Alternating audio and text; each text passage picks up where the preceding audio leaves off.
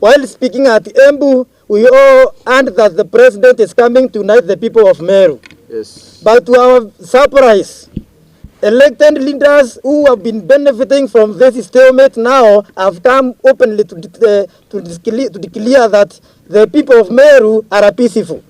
I want to tell Senator Kadhuri Moronge to remain within the confines of the laws that have taken him to the Senate. Meru, yes.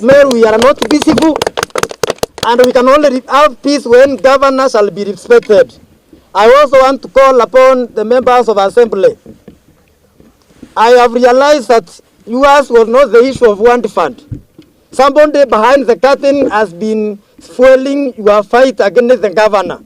We've been asking ourselves, who is this person? I want to thank God that today we have known who has been behind the stalemate in this county of Meru. Kwa hivyo nataka niongee kwa lugha ya Kiswahili, niambie Senator Kadhuri Moronge. Yes. Wakati unamwambia rais asije Meru kuunganisha wa Meru, wewe ndio adui wa kwanza wa Meru hii. Yes. Wewe ndio adui wa kwanza wa Meru hii. Na naomba gavana wetu Mwangaza, you have the support from the people. Yes. You have the support from wananchi.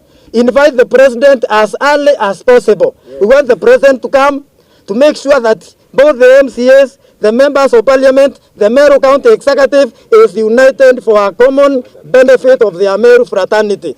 Nataka leo niseme Meru ndio kubwa kuliko sisi wote. True. Na wakati mwananchi anaumia, sio viongozi wanaumia. Hii ni wakati wa kushikana na kutembea pamoja. Na mimi nataka niambie ndugu yangu, rafiki yangu Senator wa Meru. Kazi ya Senator sio kufuruga watu. Kazi ya Senator wa Meru ni kuleta amani Meru na kuhakikisha tunaongea kwa lugha moja. I am the lawyer on record for His Excellency Honorable KAWIRA Mwangaza, the Governor of Meru. You recall that last week the High Court of Meru issued conservatory orders preventing the County Assembly of Meru from in any way deliberating on the issue of impeachment of the governor. I am told today, at the risk of contempt of court, the County Assembly has proceeded to deliberate over what they call a new motion for impeachment. And though I have not gotten the full details of the same, I am quick to say that it may appear that the County Assembly is in contempt of court, if indeed they proceeded to deliberate over an issue that the court has already put a stop to. So I'm meeting my client. We will be chatting the next way forward, and I believe that once I get instructions, we will decide on what route we are going to take. There is nothing to appeal. What we are going to do is possibly move to court to forestall further steps, because we believe the court spoke and made a determination on the issue. However new the motion is fashioned, it remains to be a motion for impeachment, and the High Court has already stopped that process from taking place. So I believe the County Assembly is quite not in order in proceeding with such a motion against a clear court order. So I believe they are in defiance of that court order, and we will be agreeing with my client on what other steps we are taking. Thank you, Mr. Speaker. I beg to lay the flash drive containing the evidence in support for the impeachment of the Governor of Meru County. Thank you, Honorable DMK. Please go ahead and lay. Thank you. The Governor has engaged in multiple discreditable acts that severally and collectively amount to gross violation of the Constitution, gross violation of various national and county laws, gross abuse of various laws, abuse of office, and gross misconduct. The discreditable acts have exposed the office of the governor, the assembly, and the leadership of the people of Meru County, and its leadership in the Meru County to national shame, embarrassment, ridicule, and disrepute. The discreditable acts have created a toxic environment in which the governor cannot be legitimately expected or relied upon to work harmoniously with the staff and elected leaders at the national and county levels of government, and the governor's continued stay in office under the prevailing toxic environment will inevitably undermine effective and efficient service delivery and thus hurt the interest of the people of Meru County.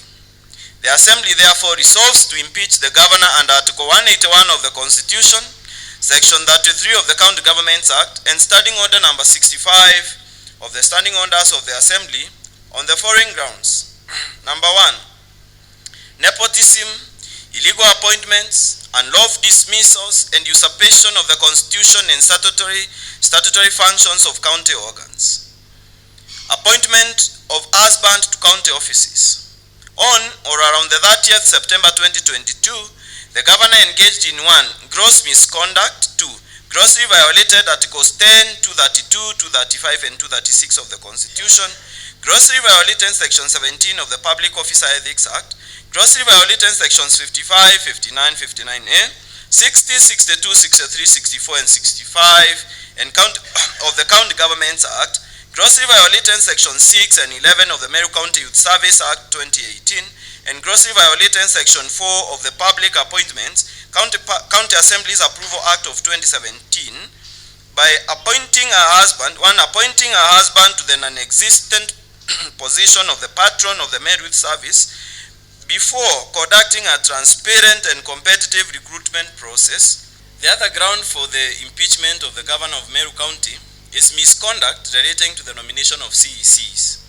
On or around the 8th November 2022, the governor engaged in gross misconduct and grossly violated Articles 10, 73, and 75 of the Constitution, and grossly violated Section 10(1) of the Public Appointments County Assembly's Approval Act of 2017, and grossly violated Section 3, 4, 10, and 11 of the Meru County Retention Enhancement Fund Act 2016 by verifying the members of County Assembly for refusing to approve some County Executive Committee members, nominees at a public rally held at Kiangwa in Egoji West Ward.